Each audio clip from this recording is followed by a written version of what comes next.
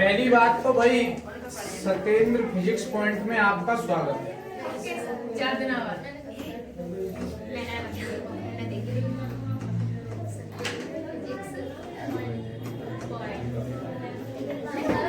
आपका स्वागत है और नए चैप्टर का तुम्हारा नाम है द्रव्यमान केंद्र।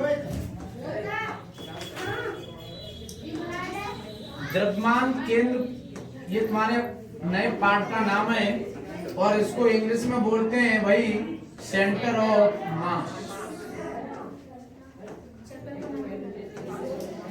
समझ में आ गई बात? पहले आप एक बार इसको समझ लीजिए आराम से। सेंटर ऑफ मास, सुनो, सेंटर ऑफ मास क्या है? कोई भी पदार्थ होता है, कोई भी किसी भी पदार्थ का द्रव्यमान, किसी भी पदार्थ का द्रव्यमान उस पदार्थ के कहाँ होता है भाई? एक केंद्र में छोटे से अति सूक्ष्म भाग में उपस्थित होता है, उसी को हम बोलते हैं द्रव्यमान केंद्र।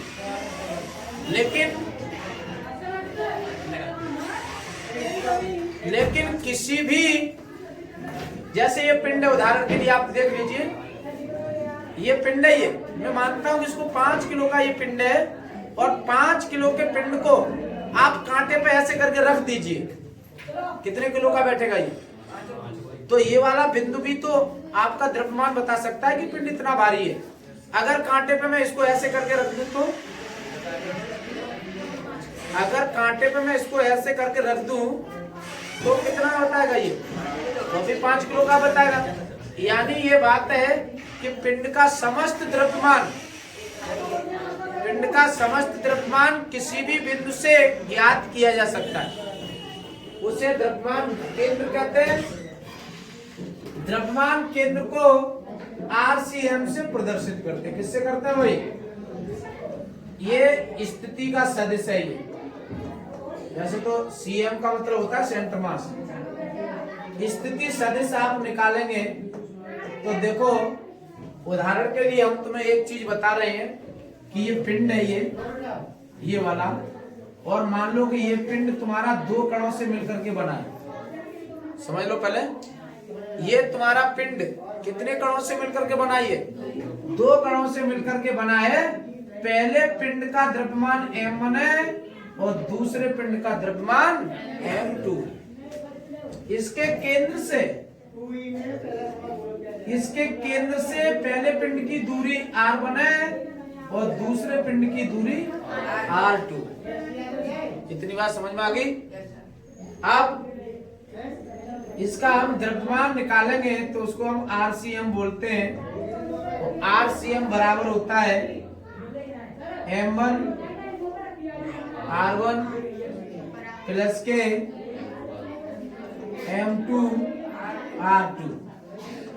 हमको आप एक चीज ये बताइए, ये जो पिंड है वो कितने कणों से मिलकर बना है? तो 2 ही पिंड, 2 ही कणों का द्रव्यमान रखोगे। बट्टे में जो रखा जाता है वो होता है m1 प्लस के m2। दोनों पिंडों को जोड़ दीजिए। अच्छा, उदाहरण के लिए आप एक और उदाहरण देखिए कि द्रव्यमान मैंने तुम्हें अभी बताया कि ये बोरी है।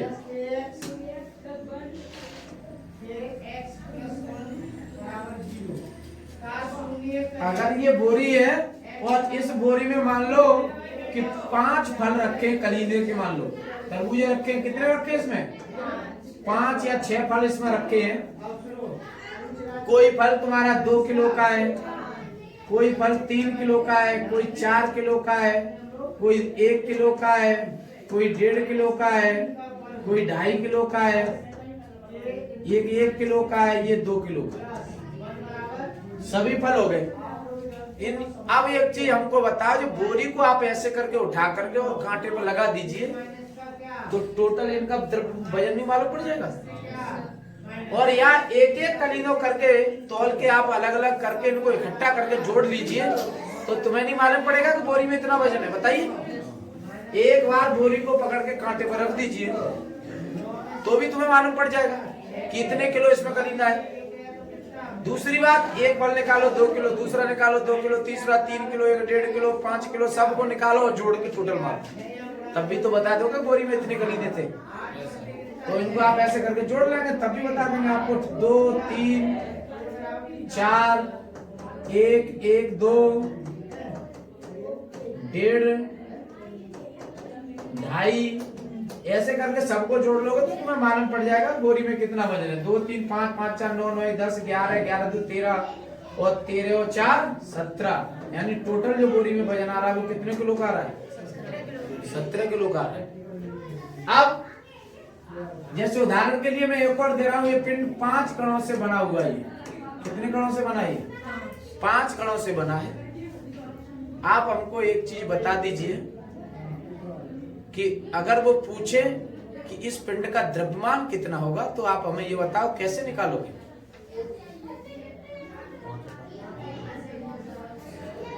कोई पिंड 5 कणों से मिलकर बना है और वो ये पूछ रहा है कि उस पिंड का द्रव्यमान कितना होगा। इस वाले पिंड का द्रव्यमान पूछ रहा है कि द्रव्यमान कितना होगा, तो हमें बताओ आप स्टार्टिंग कैसे करोगे? आप पांचों पिंड के द्रव्यमानों को क्या करेंगे? आप जोड़ लेंगे तभी तो निकलेगा। इतनी बात समझ में आ गई? ये द्रव्यमान केंद्र का सूत्र होता है। अगर आप ऐसे वेग का द्रव्यमान केंद्र निकालते हो तो यहाँ पे B, यहाँ B और यहाँ B। त्वरण का निकालते हो तो यहाँ पे A, यहाँ पे A और यहाँ पे A। बात इतनी समझ में आ गई? ये चैप्टर फिनिश होता है इन शब्दों के साथ। द्रव्यमान केंद्र समझ में आया? पाठ का नाम डालना द्रव्यमान केंद्र। और क्लास अच्छी लग रही है तो भाई पर डे इस क्लास को देखें। अब आप लोग बेहतरीन से बेहतर क्लास को मैं बनाते जा रहा हूँ और तुम्हें ये तो पता ही है कि मैं बहुत मेहनत कर रहा हूँ क्लास बनाने, अच्छी क्वालिटी भी दे रहा हूँ तुम्हें।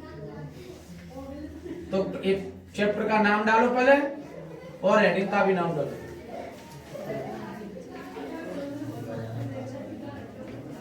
थ्योरी को यहाँ पढ़ रहे हो फिर उसके बाद घर पे भी जाके पढ़ लो। समझ में आ रही है ना? तो ये अखबार में एक यहाँ पढ़ लोगे उतनी फिर एक बार इसको घर को जाके देख लोगे, कॉपी पेन लिखोगे ना फिर भी देख लोगे तो तुरंत याद हो जाएगी कि हाँ ऐसे तो वहीं करते, फिर ये ऐसे करके देखने में काम खत्म हो जाएगा। समझ में आ रही है? तो द्रव्यमान केंद्र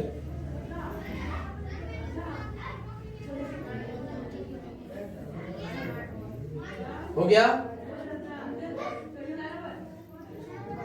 वह बिंदु होता है, वह बिंदु होता है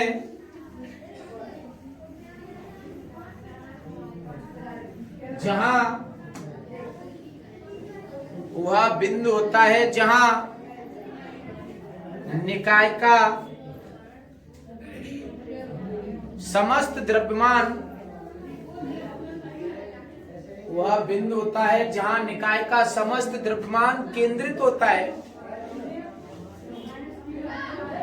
जहां निकाय का समस्त द्रव्यमान केंद्रित होता है,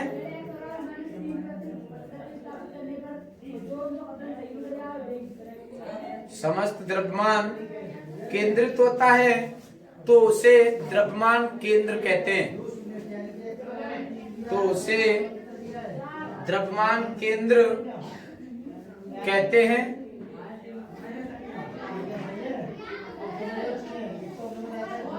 उसे द्रव्यमान केंद्र कहते हैं।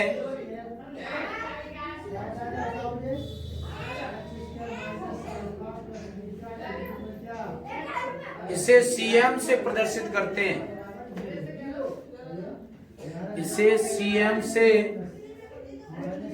प्रदर्शित करते हैं।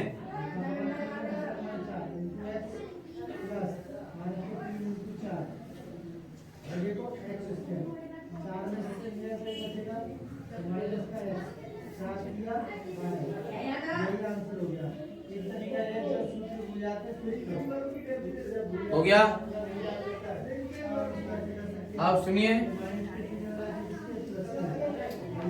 अगली हेडिंग का नाम डालेंगे आप दो कणों से बने निकाय का द्रव्यमान केंद्र। कितने कणों से बना? ये अगली हेडिंग का नाम है दो कणों से बने निकाय का द्रव्यमान केंद्र।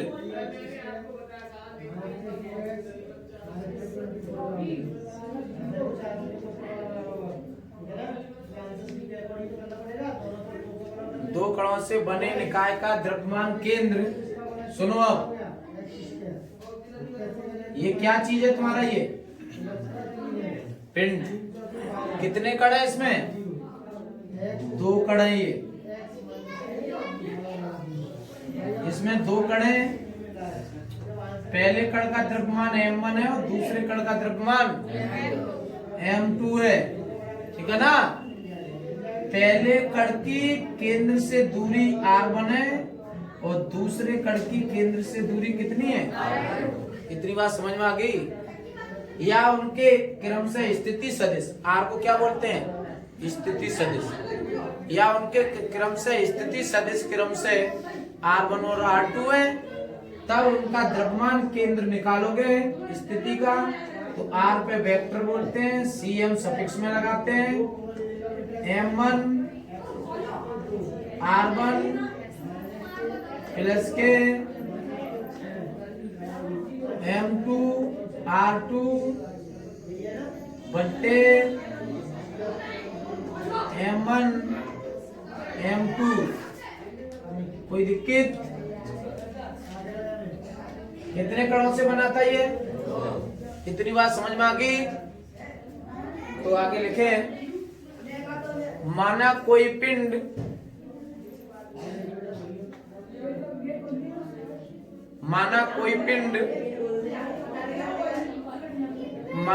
पिंड दो कणों से मिलकर बना है। माना कोई पिंड दो कणों से मिलकर बना है, जिनके द्रव्यमान क्रम से m1 व m2 है, जिनके द्रव्यमान क्रम से m1 व m2 है, तथा जिनके स्थिति सदिश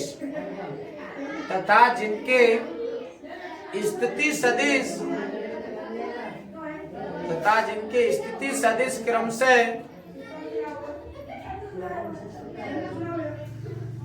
r1 व r2 है,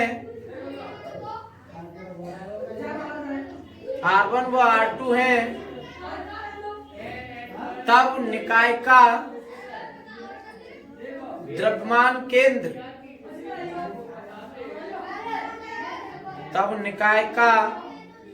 द्रव्यमान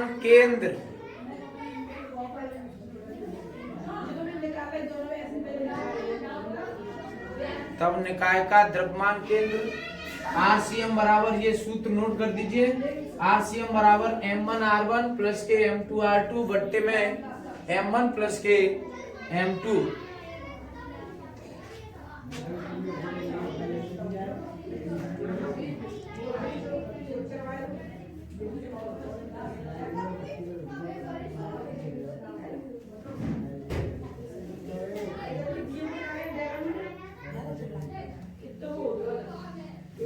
इतनी बात समझ में आ गई ना? जब इतनी बात समझ में आ गई तो भाई चैनल को तो सब्सक्राइब कर लीजिए। अब अगली हेडिंग का नाम है, ये कितने कण है इसमें भाई? दो से अधिक भी तो हो सकते हैं। जब दो से अधिक भी हो सकते हैं तो उसके लिए मैंने यहाँ नाम रख दिया उसका n। क्या रख दिया? यहाँ n। ठीक है ना? n कणों से बने, अगली हेडिंग का नाम है n कणों से बने निकाय का द्रव्यमान केंद्र। n कणों से बने निकाय का द्रव्यमान केंद्र।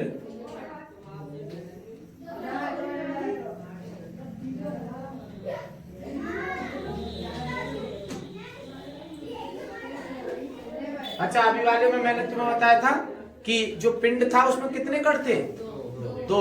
और अब जो बात आ रही है वो कितने कणों की आ रही है? n का मतलब समझ रहे हो? कोई 4 कणों का हो, चाहे 10 कणों का हो, चाहे 100 कणों का हो, करना तुम्हें ऐसे ही है। समझ में आ गई? तो कोई पिंड है जिसमें उपस्थित जिसमें जो कण है ना वो कितने कण है n, तो उसमें उपस्थित कणों के द्रव्यमान m1, m2, m3, m4, m5, dot dot कितना mn। इतनी बात समझ में आई ना। तथा जिनकी घूर्णन अक्ष से दूरियां या उनकी केंद्र से स्थिति सदिश r1, r2, r3, dot dot rn। बोलो यहां तक कोई दिक्कत? नो दिक्कत। अब सुनो, इसका आप द्रव्यमान केंद्र निकालोगे RCM, तो अभी में 2 कण थे तो 2 रखने हैं, और यहाँ कितने कण है तो n भी रखने हैं। m1 r1, m2 r2, m3 r3 plus कितना mn। बोलो यहां तक कोई दिक्कत? नीचे क्या रखा जाएगा बताइए आप? m1 प्लस के m2 प्लस के, यहां तक कोई दिक्कत बताओ?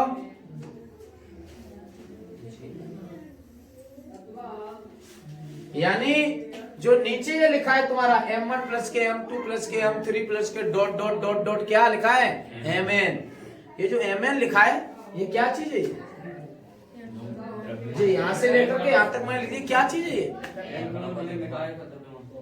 टोटल पिंड का द्रव्यमान है ये जो नीचे लिखा है। टोटल पिंड का ही तो द्रव्यमान बनेगा ये।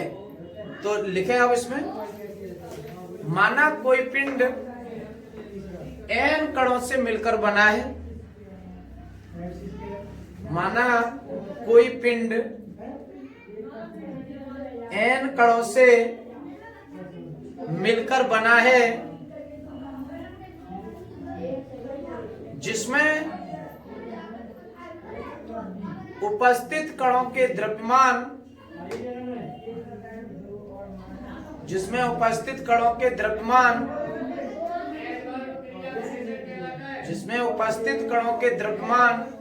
m1, m2,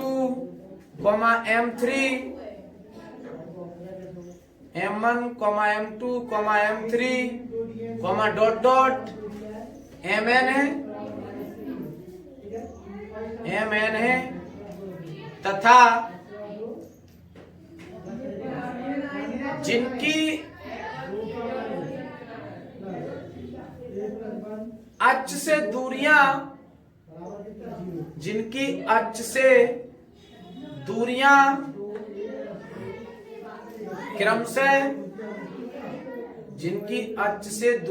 क्रमशः r1, r2,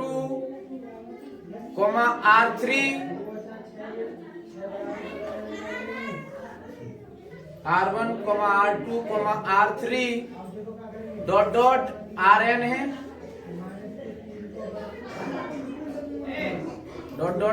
है, तब निकाय का द्रव्यमान केंद्र,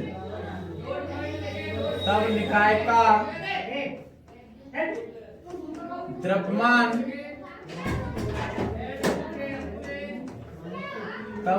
का द्रव्यमान केंद्र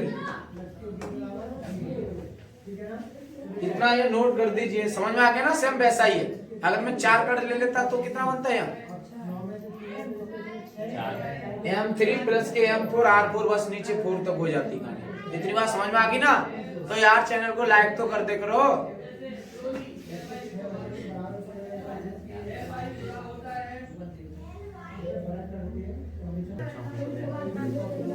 आप सुनिए, अगला टॉपिक तुम्हारा आता है। देखो मैंने 2 कणों से तुम्हें वो कराया, 2 कणों से बने निकाय का द्रव्यमान केंद्र कराया, फिर n कणों से बने निकाय का द्रव्यमान केंद्र कराया। ये जो तुमने r बराबर निकाला है, 2 का निकालो, 4 का, चाहे 10 का, 100 का, चाहे 150 का, कितना भी तुमको निकालना है। तो एक चीज आप ध्यान रखना, क्या कि जब भी आप द्रव्यमान केंद्र निकाले तो अगर आर निकाल के तैयार कर रहे हैं आप, अगर आप आर निकाल रहे हैं तो इसको बोलेंगे स्थिति सदिश। क्या बोलेंगे इसको?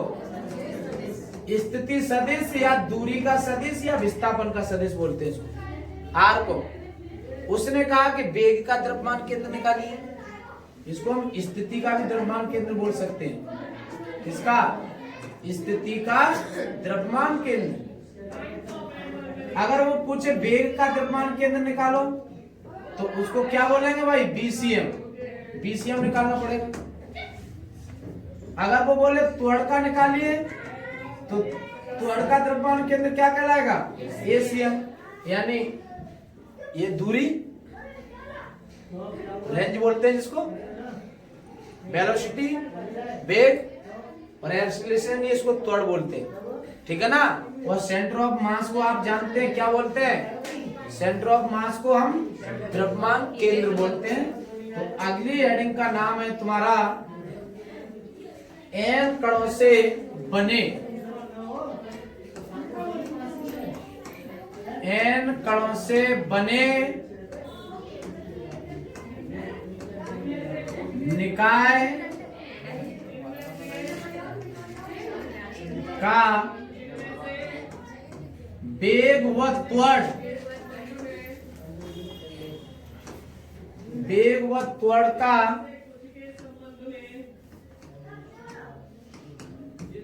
द्रव्यमान केंद्र,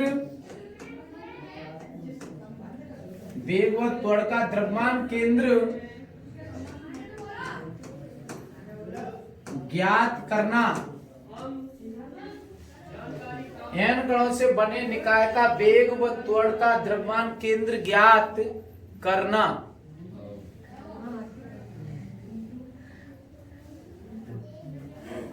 पीछे भी तुमने अभी एन कणों से बने निकाय का द्रव्यमान केंद्र निकाला, यहां भी एन कणों से बने निकाय का क्या निकालना है?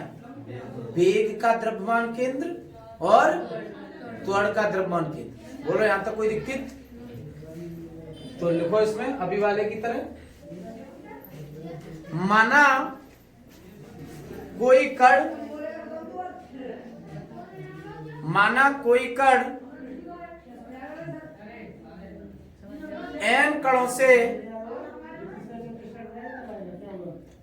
माना कोई कण एन कणों से मिलकर बना है, माना कोई कण एन कणों से मिलकर बना है, जिसमें उपस्थित कणों के द्रव्यमान, जिसमें उपस्थित कणों के द्रव्यमान, उपस्थित कणों के द्रव्यमान क्रमशः M1, M2,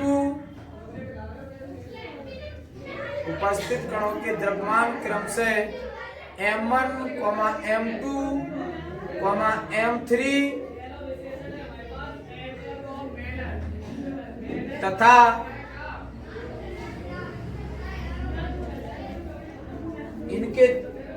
इनकी अक्ष से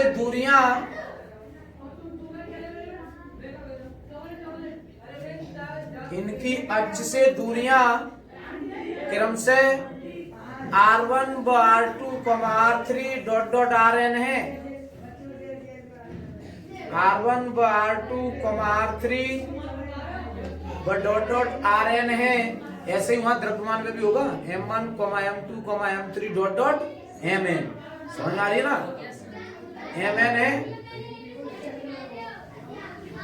तब निकाय का द्रव्यमान केंद्र, तब निकाय का द्रव्यमान केंद्र,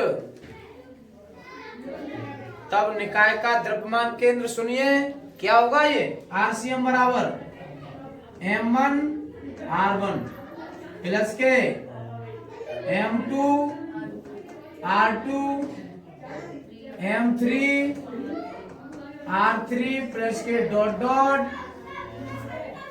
Mn Rn बट्टे में M1 M2 M3 प्लस के डॉट डॉट Mn। आप हमको यहाँ तक कोई दिक्कत बता दीजिए। पहले तो तुम भी जानते हो कि n कणों से बने निकाय का द्रव्यमान यही होता है, समझ रहे हो ना। अब मान लो यहाँ पे कि माना अगर इनको क्या करोगे आप, सभी कणों के द्रव्यमानों को क्या करेंगे आप, इकट्ठा करेंगे, तो क्या बनेगा वो, सभी कणों के द्रव्यमान को जब इकट्ठा करेंगे तो वो किसका द्रव्यमान बन जाएगा, वो पिंड का। तो मान लीजिए कि सभी ये कण है ना, इनके द्रव्यमानों को मैंने इकट्ठा किया और इकट्ठा करने पर जो बन के तैयार हुआ है उसका नाम मैंने रख दिया कैपिटल M। ये कैपिटल M रखा है, उसको उठा करके आप वहां रखोगे तो ये तुम्हारा बन के तैयार होगा RCM बराबर M1 R1 M2 R2 M3 R3 plus dot dot Mn Rn। पट्टे में कितना होगा अभी ये कैपिटल M होगा भाई ये। अब यहां तक हमें आपको लोग दिक्कत बता दीजिए, कोई दिक्कत यहां तक, इतनी बात समझ में आ गई तो इतना आप लोग नोट कीजिए।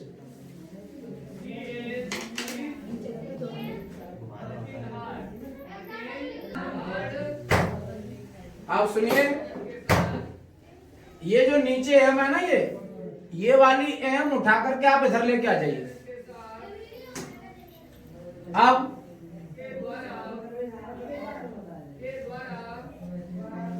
जब इस वाली M को उठा करके आप इधर लाओगे ना तो ये तुम्हारा बनेगा MRCM बराबर M1 R1 M2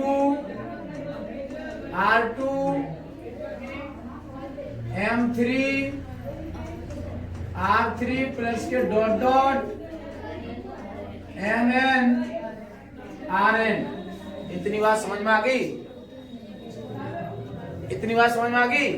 अब हमको एक चीज आप बताइए, आपको निकालना क्या है यहाँ पे, वेग। और वेग की परिभाषा तुम जानते हो, वेग की परिभाषा भाई क्या होती है, वेग की परिभाषा वेग बराबर होता है विस्थापन बट्टे समय।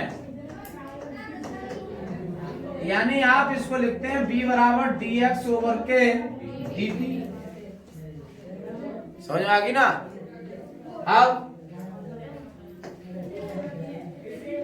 मैंने तुमसे पहले ही कहा है कि अगर किसी भी समीकरण में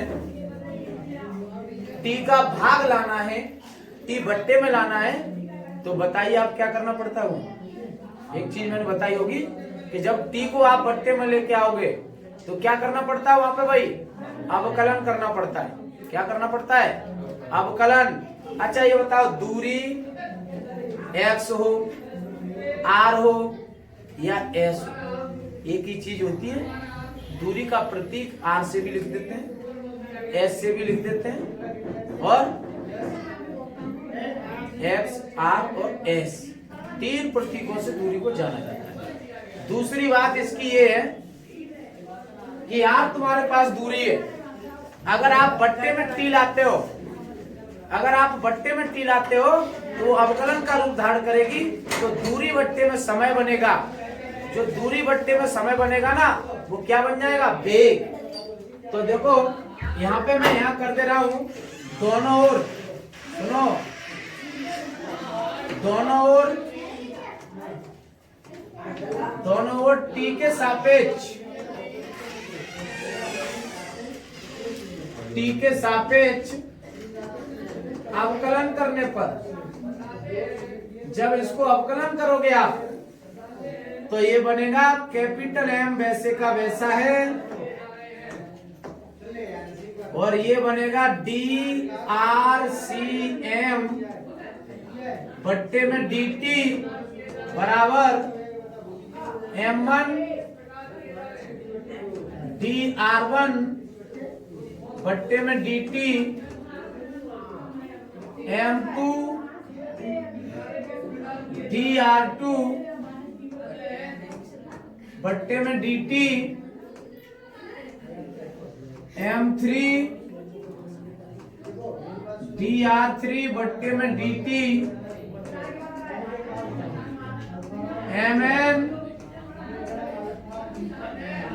drn बट्टे में dt। बोलो यहां तक कोई दिक्कत? आप सुनिए, दूरी बट्टे में समय क्या कहलाता है? ये वेग कहलाता है कि नहीं? तो ये वेग बनेगा यहाँ m v cm बराबर m1 v1 प्लस के m2 v2 प्लस के m3 v3 प्लस के डॉट डॉट क्या होगा यहाँ mn vn और इसको दे देना भाई समीकरण 1। ठीक है ना? अब यहां से bcm निकालोगे तो ये वेग का द्रव्यमान केंद्र निकल के आ रहा है। अब हमको एक चीज बताओ, जो कैपिटल M ये रखी है, ये क्या चीज है? ये कैपिटल M ये सभी कणों का कुल द्रव्यमान है ये। अब ये कैपिटल M कहाँ जाएगी? इसके नीचे में जाएगी। तो अब इसको हम ऐसे करके भी लिख सकते हैं m1 v1 plus m2 v2 plus के m3 v3 plus dot dot mn vn और इसके बट्टे में बन के तैयार होगा m1 कैपिटल M की जगह जो पहले ही तुमने मान लिया था ये यहाँ पे बन जाएगा तुम्हारा mn। अच्छा, अब हमको एक चीज आप बता दीजिए कि जो ये बन के तैयार हुआ ये जो बन के आया है, ये द्रव्यमान केंद्र का सूत्र है, परंतु किसका है? ये वेग का। इससे पहले तो मैंने किसका निकाला था? ये दूरी का, स्थिति का। ये वेग का आ चुका है, इसके बाद किसका निकल आएगा? त्वरण का। इतनी बात समझ में आ गई? बिल्कुल। तो वीडियो को आगे शेयर कर दो, लाइक कर दो, चैनल को सब्सक्राइब कर दो।